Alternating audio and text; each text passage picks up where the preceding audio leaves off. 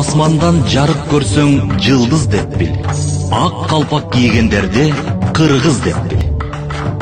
Саламатсыздарбы, урматтуу агай-эжекелер, окуучулар. Ала тоодой аппак ак калпакты, ак пейилдүү, ак тилектүү кыргыз кийет демекчи. Жалпы баардыгыңыздарды бүгүнкү улуттук баш кийимиңиздер болгон ак калпак майрамыңыздар менен чын жүрөктөн куттап коюуга уруксат этиңиздер.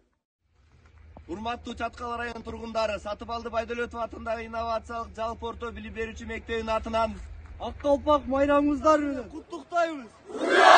Ура! Ура!